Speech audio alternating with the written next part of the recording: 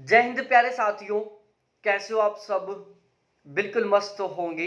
You Victor classes YouTube channel पर आप सभी का बहुत बहुत स्वागत है।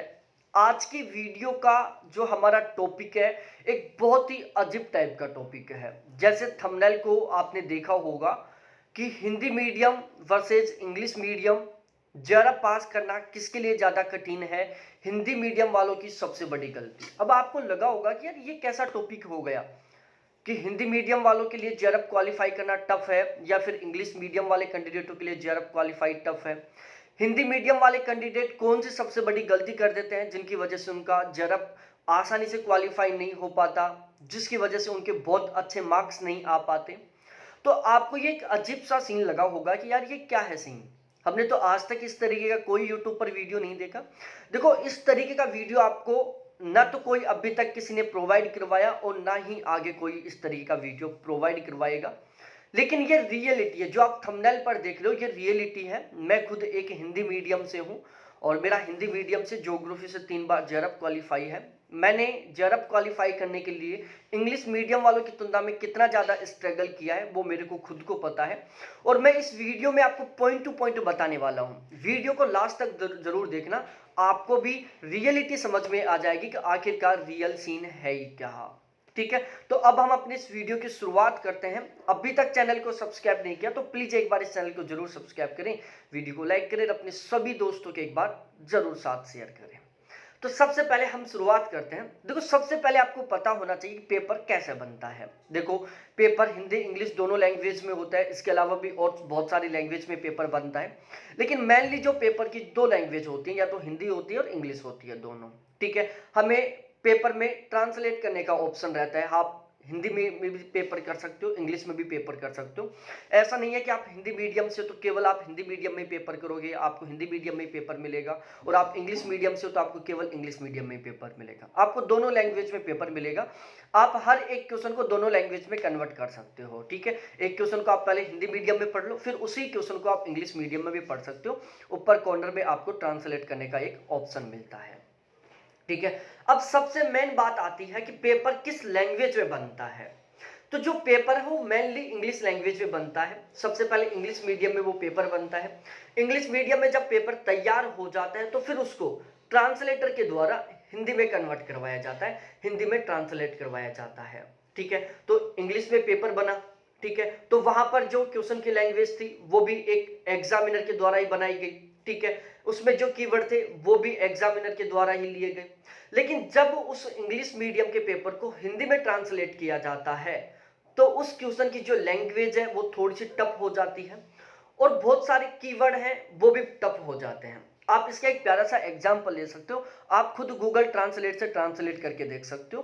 किसी इंग्लिश के सेंटेंस को आप हिंदी में ट्रांसलेट करो या हिंदी के सेंटेंस को इंग्लिश में ट्रांसलेट करो। ठीक है, तो जब आप इंग्लिश के सेंटेंस को हिंदी में ट्रांसलेट करोगे ना, तो उसका जो मीनिंग है ना, उसकी जो लैंग्वेज है ना, वो थोड़ी सी ज्यादा टफ हो जाएगी, और जो कीवर्ड है वो भी टफ हो जाएंगे। तो एक तो सबसे बड़ी प्रॉब्लम यही आ गई कि पेपर इंग्लिश में बनता है, उसको हिंदी में ट्रांसलेट किया जाता है, तो वो हिंदी वाले कैंडिडेटों के लिए थोड़ा सा टफ हो जाता है, क्योंकि उसकी जो लैंग्वेज है वो भी थोड़ी डिफिकल्ट हो जाती है, और उसमें जो कीवर्ड है वो भी थोड़े थोड़े टफ यूज हो जाते हैं। चलो, ये एक बेसिक प्रॉब्लम थी जिसमें हम कुछ नहीं कर सकते। ये तो यूजीसी नेट है, जो नीट के पेपर बनते हैं, जो आईआईटी के पेपर बनते हैं, जो यूपीएससी का पेपर बनता है, उसमें भी यही सीन होता है कि पहले इंग्लिश में पेपर बनता है, उसको हिंदी में ट्रांसलेट किया जाता है। और आपने एक बात और सुनी होगी, और ये बिल्कुल ऑथेंटिक बात है, कि पेपर में यदि जो मिस्टेक होती है वो हिंदी मीडियम के नहीं मानी जाती, इंग्लिश मीडियम वालों की मिस्टेक मानी जाती है। सपोज दैट एक क्वेश्चन था, उसमें हिंदी इंग्लिश दोनों लैंग्वेज हैं, हिंदी में कुछ और लिखा हुआ है, इंग्लिश में कुछ और लिखा हुआ है, तो उसमें जो इंग्लिश मीडियम वाला है ना उसको सही माना जाएगा, हिंदी मीडियम वालों को सही नहीं माना जाएगा। ठीक है, तो क्वेश्चन की जो मिस्टेक है वो हिंदी मीडियम वाली वैलिड नहीं मानी जाती, जबकि इंग्लिश मीडियम वाली वैलिड मानी जाती है, क्योंकि जो पेपर है वो इंग्लिश मीडियम में बनता है। लेकिन हम इसमें कुछ नहीं कर सकते, ये तो आगे से आज से नहीं, बहुत पहले से सीन चला आ रहा है। अब हम सबसे मेन बात करते हैं कि जेआरएफ पास करना किसके लिए ज्यादा टफ है। तो यदि मैं हिंदी और इंग्लिश दोनों मीडियम वाले कैंडिडेटों के बीच में कंपेयर करता हूं, तो थोड़ा सा हिंदी मीडियम वालों के लिए इंग्लिश मीडियम वालों की तुलना में जेआरएफ क्वालिफाई करना टफ है। बहुत ज्यादा टफ नहीं होता, हिंदी मीडियम वाले कैंडिडेट थोड़ा सही ढंग से पढ़ लेते हैं, सही ढंग से तैयारी कर लेते हैं, तो उनके लिए भी ईजी है। लेकिन दोनों में कंपेयर कर रहा हूं मैं। और यहां पर मैं जो हिंदी मीडियम वालों के लिए टफ बता रहा हूं ना, उसके पीछे क्या रीजन है वो भी मैं बता रहा हूं। वो आप खुद एक गलती करते हो जिसकी वजह से आपके लिए एग्जाम क्वालिफाई करना टफ होता है।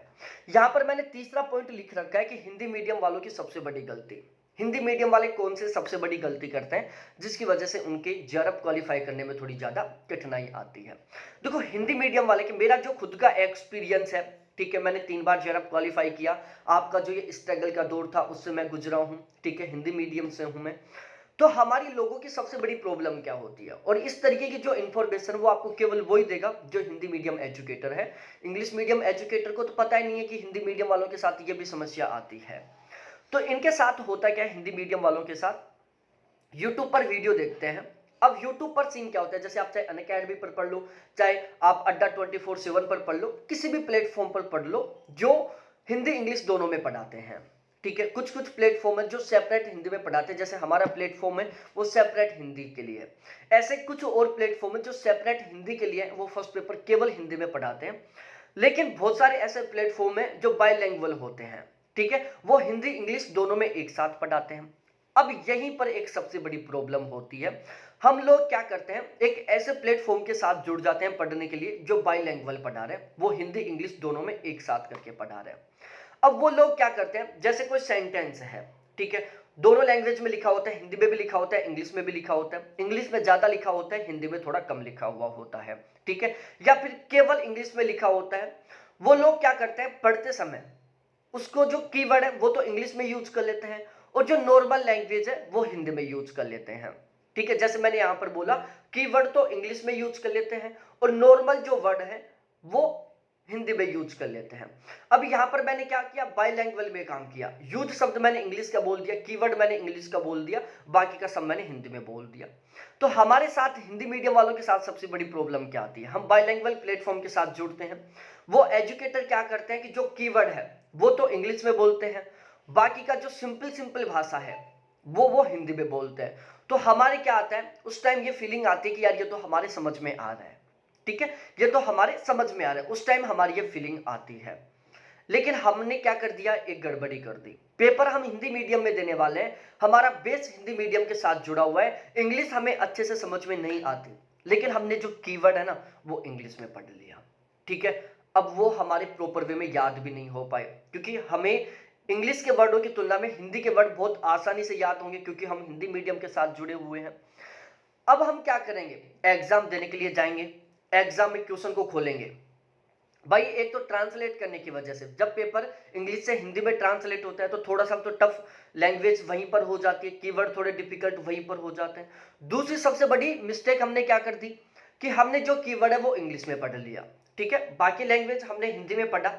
हिंदी में हम क्वेश्चन को समझ सकते हैं, हिंदी में हम क्वेश्चन का अर्थ निकाल सकते हैं, लेकिन जो कीवर्ड है वो हमने इंग्लिश में पढ़ लिया। अब हम क्या करेंगे, पेपर को खोलेंगे, हम डायरेक्टली हिंदी मीडियम में खोलेंगे। हिंदी मीडियम में हमने क्वेश्चन को खोला, उसमें 2 कीवर्ड दिखे हमें, वो 2 कीवर्ड गायब, पता ही नहीं कि 2 कीवर्ड क्या है, क्योंकि हमने गलती कर रखी थी कि हमने बाइलैंग्वेज प्लेटफॉर्म से पढ़ा था और उन्होंने क्या किया था, वो कीवर्ड इंग्लिश में यूज किया था। बड़ी प्रॉब्लम आ गई कि यार ये 2 कीवर्ड क्या है। आधा मिनट हमने पढ़ने में निकाल दिया, फिर हम चलेंगे उसको ट्रांसलेट करेंगे, इंग्लिश में ट्रांसलेट किया, वहां पर वो 2 कीवर्ड हमें दिख गए, वो हमारे पढ़े हुए थे, लेकिन इंग्लिश में हमारे क्वेश्चन की लैंग्वेज समझ में नहीं आ रही। वहां पर तो हमें केवल 2 कीवर्ड समझ में आ गए कि यार 2 कीवर्ड हमारे पढ़े हुए, लेकिन बाकी की जो इंग्लिश की लैंग्वेज है वो हमारे समझ में नहीं आ रही, क्वेश्चन का मीनिंग समझ में नहीं आ रहा। फिर हम क्या करेंगे, आधा मिनट तक फिर हम उसको इंग्लिश में पढ़ेंगे। हमने पढ़ने में हिंदी इंग्लिश में ट्रांसलेट करके पढ़ने में हमने 1 मिनट वेस्ट कर दिया। फिर हम दोनों में कंपेयर करते हुए उसका आंसर फिलअप करेंगे, तो वहां पर हमें आंसर देने में भी दिक्कत आएगी, ठीक है। और ये हर एक हिंदी मीडियम के उस कैंडिडेट के साथ समस्या होती है जो बाइलैंग्वेज प्लेटफॉर्म के साथ पढ़ता है। भाई यदि आप किसी एक प्रॉपर हिंदी मीडियम के प्लेटफॉर्म के साथ पढ़ोगे तो उसके बहुत सारे बेनिफिट मिलेंगे। एक तो आपको क्वेश्चन को कभी भी इंग्लिश में ट्रांसलेट करने की जरूरत नहीं पड़ेगी, तो जब आप क्वेश्चन को इंग्लिश में ट्रांसलेट नहीं करोगे तो आपको क्वेश्चन को इंग्लिश में जो पढ़ने का टाइम है वो आपका बच जाएगा। आप केवल क्वेश्चन को हिंदी में पढ़ोगे, हिंदी में समझने की कोशिश करोगे। दूसरा, हर एक एजुकेटर का सीन क्या होता है कि वो हर एक कीवर्ड का अर्थ समझाता है। तो हिंदी प्लेटफॉर्म वाला क्या करेगा, जो हिंदी का कीवर्ड है उसका बहुत सही ढंग से अर्थ समझाएगा आपको। तो ऑलमोस्ट आपको ज्यादातर कीवर्डों का अर्थ भी समझ में आ जाएगा, उससे आपको क्वेश्चन को समझने में दिक्कत नहीं आएगी। तीसरा, जो हिंदी मीडियम का प्लेटफॉर्म है वो आपको जो क्वेश्चन है वो क्वेश्चन की लैंग्वेज को हिंदी में ही समझाने की कोशिश करेगा, तो उससे आपको क्वेश्चन की लैंग्वेज को समझने में भी दिक्कत नहीं आएगी। आपने एक कहावत सुनी होगी कि धोबी का कुत्ता घर का ना घाट का। जो हिंदी मीडियम के कैंडिडेट बाइलैंग्वेज प्लेटफॉर्म से पढ़ते हैं ना, उनके साथ यही कहावत अप्लाई होती है कि धोबी का कुत्ता घर का ना घाट का। ना तो वो हिंदी मीडियम के रह पाए, ना वो इंग्लिश मीडियम के रह पाए। कीवर्ड उन्होंने इंग्लिश में पढ़ लिया, मतलब कीवर्ड तो उनको इंग्लिश में पता है, क्वेश्चन की लैंग्वेज उनको हिंदी में समझ में आ रही है। ना तो वो प्रॉपर वे में क्वेश्चन को हिंदी में समझ पा रहे, ना वो प्रॉपर वे में क्वेश्चन को इंग्लिश में समझ पा रहे। लास्ट में क्या होगा, वो हर एक क्वेश्चन को एक एक 1.5 मिनट का टाइम देते जाएंगे। लास्ट में बड़ी प्रॉब्लम आएगी कि अब भी 50 क्वेश्चन बचे हुए हैं और टाइम 10 मिनट बचा हुआ है। फिर क्या सोचेंगे कि यार 10 मिनट में तो 50 क्वेश्चनों में केवल तुक्का ही लग सकता है, फिर वो तुक्का लगाएंगे। फिर आगे क्या कहेंगे, क्या पढ़ाया हुआ तो आया था मैम से, मैम ने पढ़ाया था, क्यों पेपर तो वहीं से बना है, लेकिन हमारे समझ में नहीं आया, कीवर्ड डिफिकल्ट थे। भाई कीवर्ड डिफिकल्ट तो लगेंगे ही लगेंगे ना। आपने काम ही ऐसा किया है, आपने बाइलैंग्वेज प्लेटफॉर्म से पढ़ा है, जिन्होंने कीवर्ड इंग्लिश में यूज किया है, आपको समझाया हिंदी में है, आप कहीं के नहीं रहे। जो इंग्लिश मीडियम वाले हैं उनको तो कहीं प्रॉब्लम आएगी नहीं। आपने किया क्या है, कुछ लोग तो इतनी बड़ी भी गलती कर देते हैं, वो उस प्लेटफॉर्म से पढ़ते हैं जहां पर सब कुछ इंग्लिश में लिखा हुआ है। वो जो टीचर वो केवल हिंदी में थोड़े थोड़े शब्दों को बोल रहा है, या फिर वो हिंदी इंग्लिश दोनों साइड लगा दिया, इधर इंग्लिश लिख दिया इधर हिंदी लिख दिया, फोकस उसका केवल इंग्लिश पर है। हिंदी तो केवल आप पढ़ रहे हो, उसने एक बार भी हिंदी नहीं पढ़ा है और उस प्लेटफॉर्म से आप पढ़ाई कर रहे हो। भाई ये ऐसा सीन होता है, इसके बारे में आपको कोई नहीं बताएगा। इंग्लिश मीडियम वालों को तो पता ही नहीं है कि हिंदी मीडियम वालों के साथ ये भी प्रॉब्लम होती है। ये प्रॉब्लम मैंने फेस की है, इसलिए मैं आपको ये बता रहा हूं। तो आप ये गलती मत करो, यदि आप हिंदी मीडियम से हो तो आप प्रॉपर हिंदी मीडियम में पढ़ो। क्योंकि आजकल जो हिंदी मीडियम के एजुकेटर हैं उनको भी पता है कि कीवर्ड हमें दोनों लैंग्वेज में लेके चलना है। तो हर एक हिंदी मीडियम का जो एजुकेटर है वो कीवर्ड को दोनों शब्दों में लैंग्वेज में बताएगा, आपको हिंदी में भी बताएगा इंग्लिश में भी बताएगा। ठीक है, क्वेश्चन को वो हिंदी में समझाने की कोशिश करेगा, आपको क्वेश्चन की जो लैंग्वेज है उसको हिंदी में समझाने की कोशिश करेगा, जो कीवर्ड है उनके अर्थों को वो हिंदी में समझाने की कोशिश करेगा। ठीक है, तो यदि आप प्रॉपर हिंदी मीडियम से हो तो मैं आपसे कहूंगा कि यदि आप बहुत ही थोड़ी कम आसानी से, थोड़ी कम स्ट्रगल के साथ आप जेआरएफ क्वालिफाई करना चाहते हो ना, तो आप एक हिंदी मीडियम के प्लेटफॉर्म के साथ ही जुड़कर तैयारी करें, क्योंकि उसको भी पता है कि कीवर्ड हमें दोनों लैंग्वेज में बताने हैं। ठीक है, तो आपको ज्यादा बेनिफिट मिलेगा क्वेश्चन की लैंग्वेज को समझने में, पेपर के दौरान, एग्जाम के दौरान क्वेश्चन को सॉल्व करने में। ठीक है, और बहुत हद तक आपके पास टाइम भी बच जाएगा, क्योंकि भाई ये लग ही रहा है कि यार हिंदी में इंग्लिश में ट्रांसलेट करनेंगे। जब आप वहां पर हिंदी से इंग्लिश में ट्रांसलेट करोगे ना क्वेश्चन को, तो उसमें भी कम से कम आपकी 4-5 सेकंड का टाइम लग जाता है। फिर जब आप इंग्लिश से हिंदी में ट्रांसलेट करोगे तो उसमें 4-5 सेकंड का टाइम लग जाता है। ठीक है, तो ये ट्रांसलेट करने में आपको 4-5 सेकंड का टाइम खर्च हो रहा है हर एक क्वेश्चन के साथ। आपको ये 4-5 सेकंड बहुत बड़ी नहीं लग रही होंगी, लेकिन जब आपको लास्ट में पता चलता है ना कि अब 10 मिनट बची हुई है, 50 क्वेश्चन बचा हुआ है, तब पता चलता है कि 5 सेकंड का कितना बड़ा मतलब था। ठीक है, क्वेश्चन को आपको दो लैंग्वेज में समझना पड़ रहा है, पहले आप हिंदी में समझ रहे हो फिर उसको इंग्लिश में समझ रहे हो, ये टाइम वेस्ट करने का एक सीन हो जाता है। ठीक है, और ना ही आप क्वेश्चन को हिंदी में समझ पाते ना ही इंग्लिश में समझ पाते।